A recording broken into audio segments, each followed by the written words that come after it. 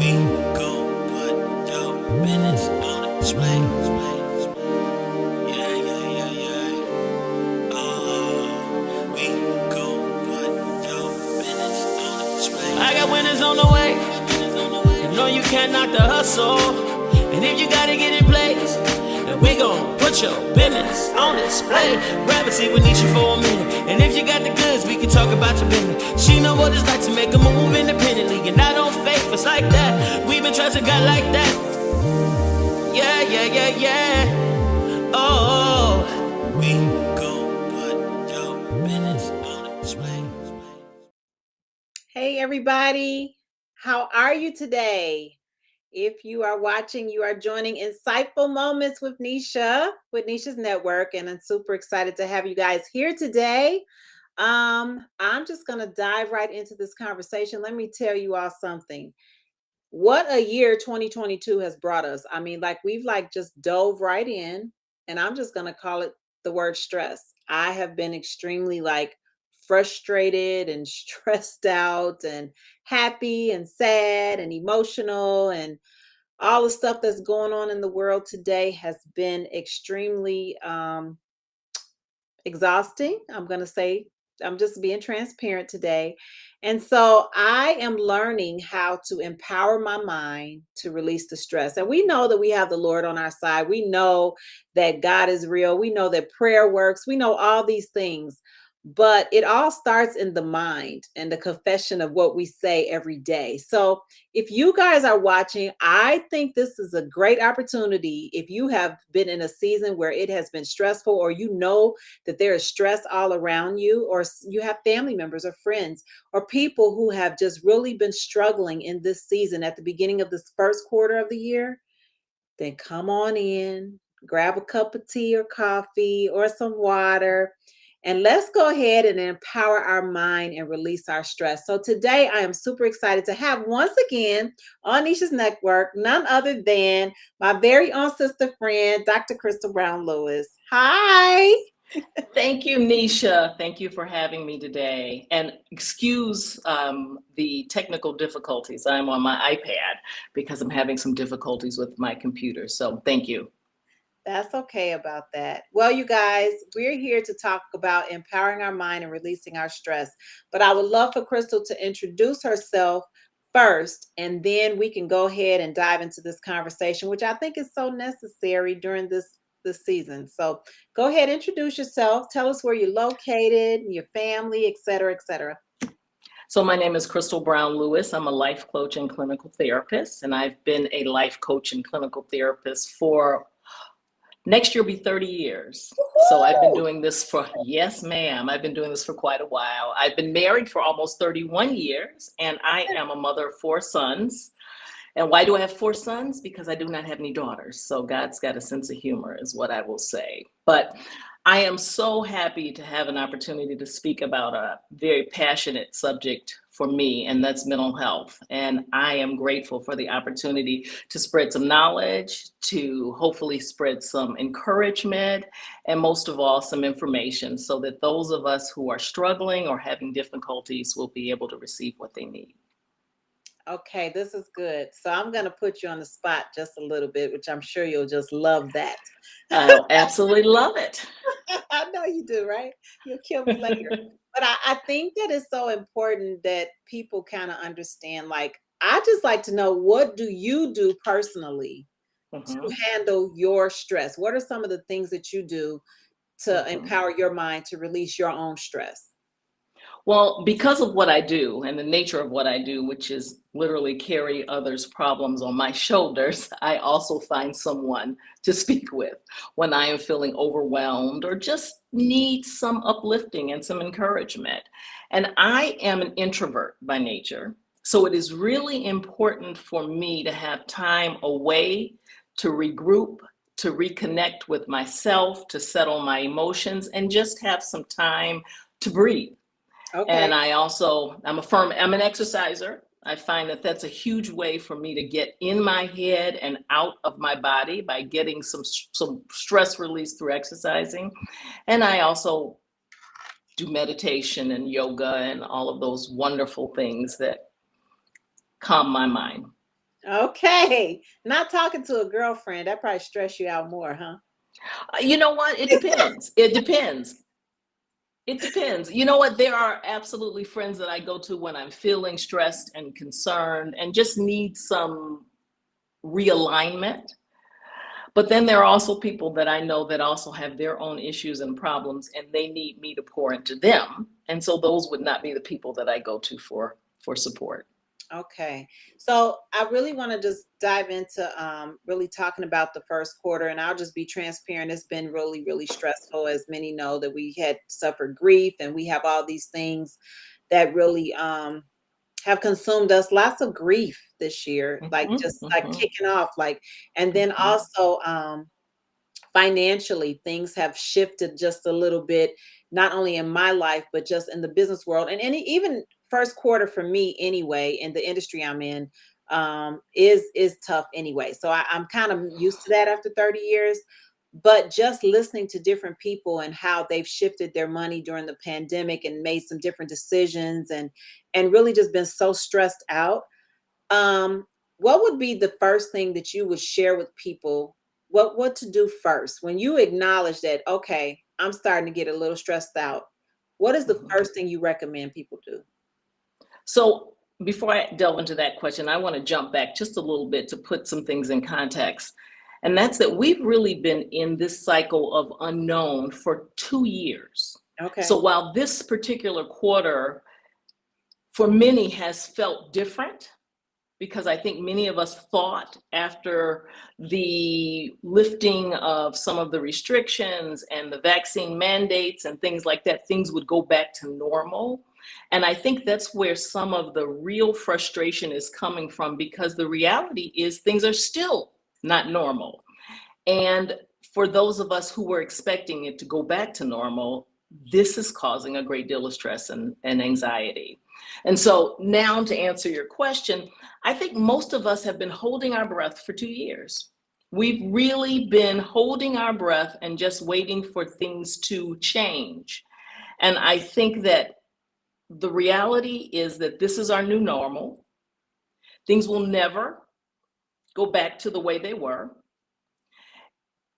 And while that sounds disappointing, the reality is most of us have gained some knowledge, some skills, some self-awareness that helps us to stay encouraged and uplifted even during those times when we feel disappointed, distraught. So I just want to remind us that we have been in a long transition of getting to where we are. So this is not new, even with your family and the sudden death that you experienced in your family. All of that on top of what was going on and what is going on just exacerbates any given situation. Okay, so that's really good information. But I also want to add on to that is I was thinking about while you were talking different personality types, and I was thinking Yes, about absolutely. different coping mechanisms, Mhm, and so mhm, how you respond to different personality types during your stressful moments. So I'm that mhm, person that has to talk it out, talk it out, talk it out. Others retreat, and one of the comments mhm, was to be alone and to relax. mhm, Um, mhm. how do you expect others to? How can you explain to others? Do you have to let people know ahead of time? Hey, I need this, or I'm this person. Um, in order to get a better response, because a lot of conflict has risen, me being a coach as well, and just talking to people, more conflict has rose to the surface during this stressful time. So how would Mhm, you mhm. address letting people know? How should they communicate that? Because most people are not going to say I'm stressed out. And that's a problem because no one can read your mind. And often communication issues and problems start from assuming that someone else knows what you're experiencing. Even our closest friends, our families, our spouses, our loved ones don't always know exactly what we're going through. So I always encourage people to tell, to ask, to receive the support they need by asking for what they need. Because the reality is, as I said, I'm an introvert. And so the way that I deal with stress is to retreat. which to someone else might seem depressive or sad or some cause of angst. And for me, it's rejuvenating. It gives me an opportunity to breathe, to really assess and reassess my where I am in my life. And so I can't expect someone who's an extrovert. Why are you laughing, Nisha? Keep going. I can't expect someone who's an extrovert to understand that, because they want to go out to experience life, to enjoy life, to have an opportunity to talk. And for me, if I'm already stressed, that's a little overwhelming. So one of the things that I often say is, unfortunately, at this time, I need a little respite. I need to pull away. It's not you, it's me. I need to pull away and to gather myself so that I can be the best me when we're in conversation together. Okay. That's easier said than done, I think. And I think that people have Absolutely. to learn how to do that. Because one of the questions is asked is, what if you don't want people all in your business? You know, she said business. That's why I was laughing. What Okay. if you don't want people to know? And I have more to say about that, but I'll let you answer that first. Well, let's be honest. You can't get what you don't ask for, because you can't expect someone else to understand it. And I'm not saying to tell people the intricacies of what's going on in your life, but there is nothing wrong with saying to someone that I need a little space. I need some time to regain my composure, to think about and to assess what I need. And the beauty is that if you can allow someone to say that, if you can say that to someone else, then the hope is that they can reciprocate and say that to you when they're feeling that way. And, unfortunately, we are in a community where everyone feels as though they don't want anyone to know what's going on in their life. Right.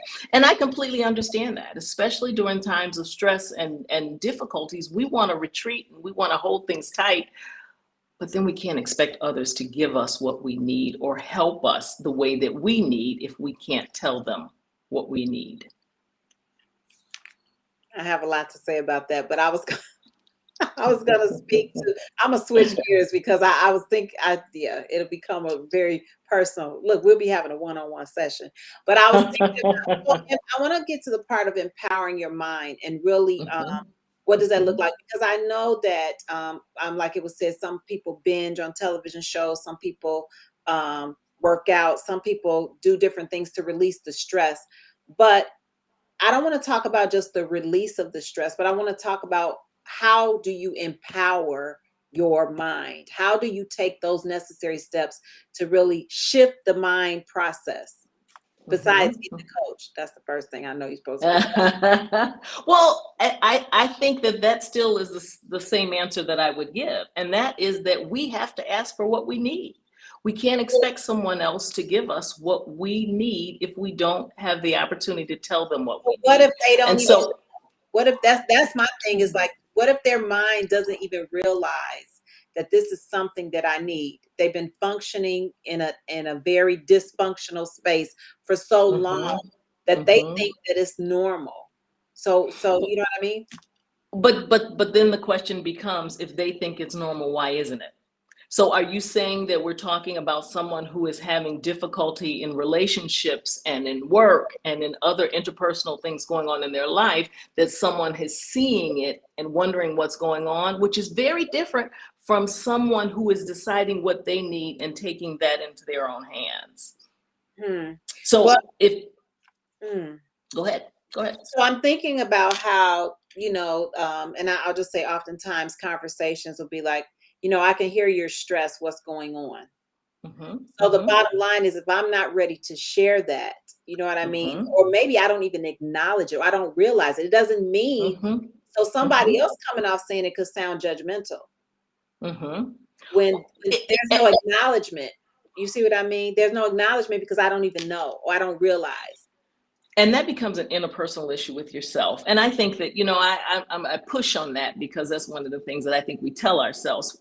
You know, when you're stressed and someone says you're stressed and it hits a nerve because you know that that's really how you're feeling, but you don't want to open up to it that, or you can't acknowledge exactly what's going on, or you don't feel safe in the relationship to share. And all of those things are very, very valid. That's not a problem. The problem becomes if the stressors in your life are interfering with your interpersonal interactions, with your work, with the things that you do outside of work that bring you joy. That is when you have an issue and you need to look at some support. Okay. All right. The comment is, instead of saying you seem stressed, say, how are you feeling? Absolutely. And that changes the whole dynamic, because what you have done in asking how someone's feeling is giving them permission to tell you, as opposed to assuming that you know how they're feeling. And so the same way that I say you have to ask for what you need, you have the right also to have someone ask you, how are you doing? How are you feeling? How are you coping? You know, we often say that so flippantly. How are you doing? How was your day? And we don't wait for an answer, or we just give the pat answer of everything's fine and your whole life's falling apart. But because you don't feel safe or you don't want to share, then you don't give that information. And so that's not necessarily a wrong per se. It has to do with the person, the community, and the situation as to what they want to share and when they want to share. But someone asking, how are you feeling or how are you doing, is never wrong. Okay. Okay. I was thinking about this. If you guys have just joined us, we're with Dr. Crystal Brown Lewis. She's a life coach and psychotherapist and clinical psychologist. And so we really want to talk about really coping and empowering your mind, releasing the stress, and learning how to cope in the world. And where basically we've been masked for the last 2 years, almost 2.5 years. We've been masked and we have not been able to express. I think the masks, now that they're coming off, everything is coming off, right? But I was thinking about family dynamics, and I was thinking about how people don't necessarily, they want what they want from family. And I was thinking about the stress from family, just really understanding how do we ask, how are you feeling, without the other person hearing our stress? Well, that's a double-edged sword, Nisha. If you're saying it in stress, they're going to hear stress because that's what's apparent. I think that, you know, the basis of all relationships have care, though. I'm gonna interrupt you and say, and still hearing the care piece. That's what I'm trying to say. Not the judgmental, not the trying to fix it, but just, you know, you may get your head chopped off one way or the other, but at the same time, you know, just the presentation of it. I guess that's what I'm trying to say. How do you present the how are you feeling? And I think that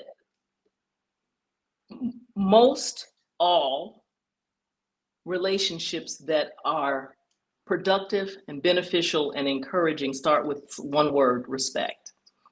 And so if there is a level of mutual respect, regardless of what you are going through, you will hear and know that the person who you're speaking to has concern, authentic concern for your well-being. And so I think that, you know, I think it's naive of us to assume that people will get upset based on what we've said. The upset usually stems from what's going on in them. And so if they are feeling stressed or anxious or just sad, you asking and them not having identified it or wanting to even acknowledge it to themselves is going to seem like an affront, because then you are putting your feelings onto me. But you can't take that personally. One of the huge problems that comes with communication is taking things personally. Yes. If I bump into someone at the grocery store and they snap my head off, I've met them for 2 seconds. Whatever happened and proceeded and happened in their life before they met me is what's causing that. I have nothing to do with it. And so we have to be conscious and aware that while we may be the center of our families and our loved ones' attention, we are not the center of the universe and the center of the world. And so things that happen to us may not be because of anything that we have done. We may have met a person on a really bad day.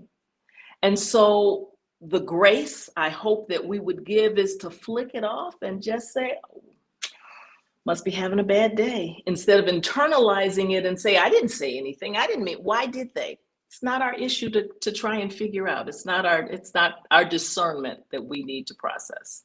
Oh, good doctor. If that was just so easy for personality types. Oh, absolutely. You know, and it's none of it's easy though, Nisha. None of it. Let's talk about relationships. None of it's easy. And so the hope and the goal is that it will become easier. Because once you are conscious of asking for what you need, for realizing that those things that others may be experiencing may have absolutely nothing to do with you, you can then not take it personally. Okay. And it's a process. It's an activity that we have to engage in. I get cut off on the expressway. I have to say, you know what? Obviously, that person has to go somewhere really important, and I'm gonna let them go. I may have a few other things to say under my breath, but you know what? I can't let that affect where I am and how I am feeling, because then I'm now carrying someone else's stress. Okay. I got enough. Yes. Well, okay. So I want to move a little bit into, you were talking about relationships, but I kind of want to move into like the spiritual world, because something happened today from a friend of mine whose cousin got murdered over in Nigeria by terrorists.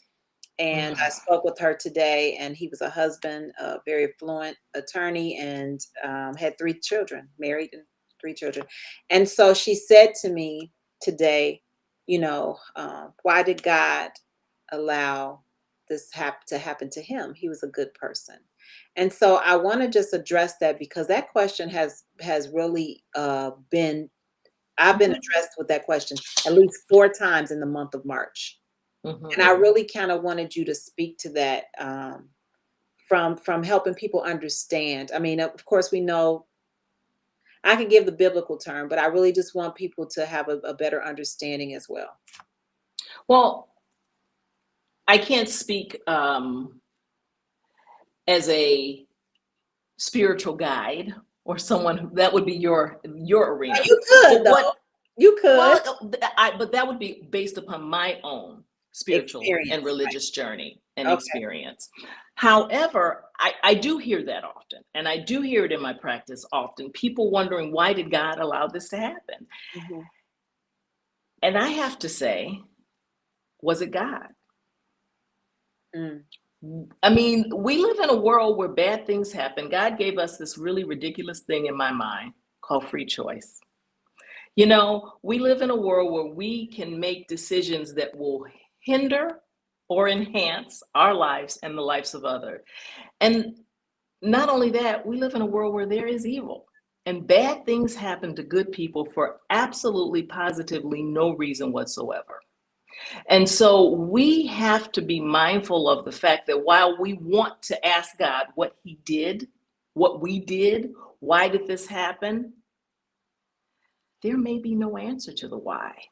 And so coming to grips with there is no answer, but there is support and comfort and grace in your bereavement is what we can do. But there are many questions, and that's a primary one where there is no answer. There's nothing someone can tell you about the death of your loved one that will make you say, oh, that's great, thanks, now I understand it.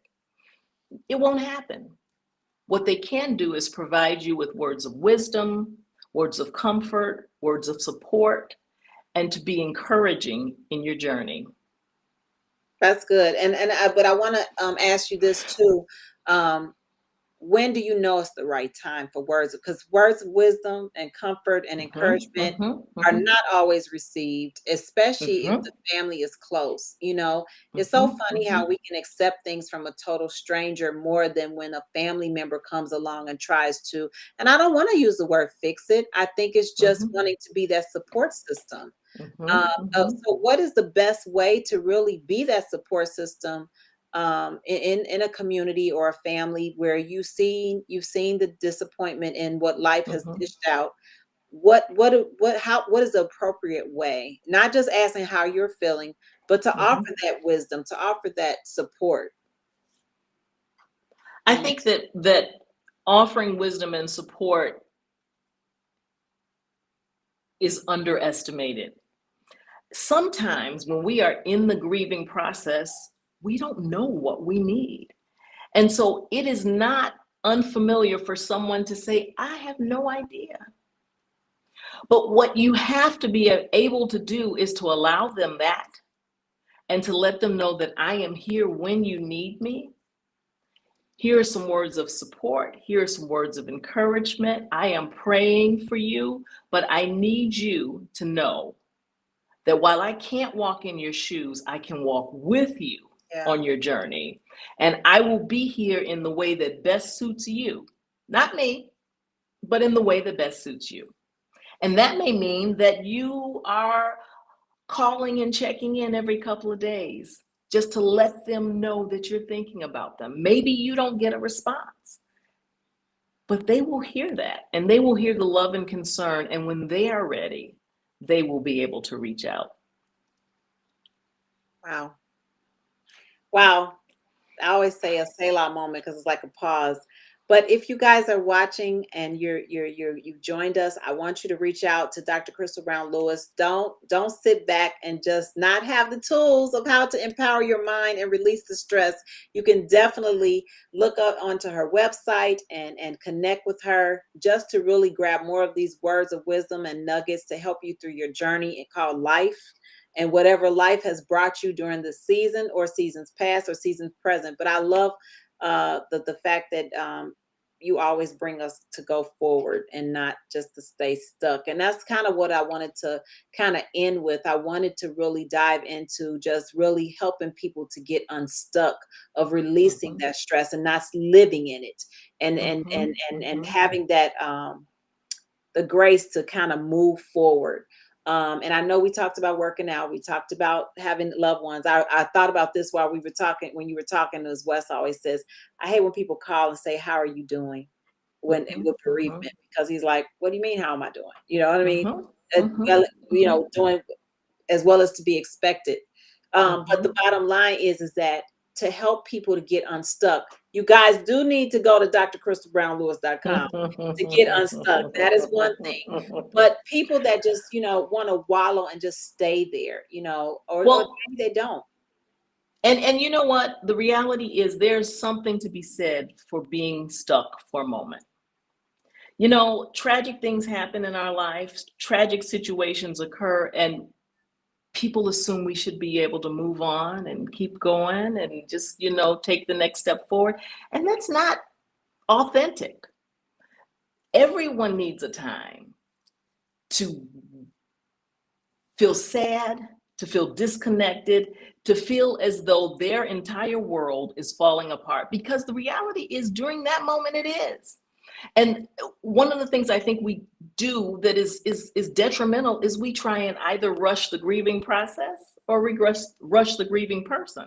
And so we have to be available and ready when they need us. When they are open and available to us and want to receive what we have to offer, we have to be available. We can't anticipate that now you've been grieving for 2 years now, okay, now it's time. We can't do that. Grieving is a fluid process. The ebbs and the flows of the relationship and of the grief process, there is no static point where you go, I'm done. You learn to live through it. You don't get over it.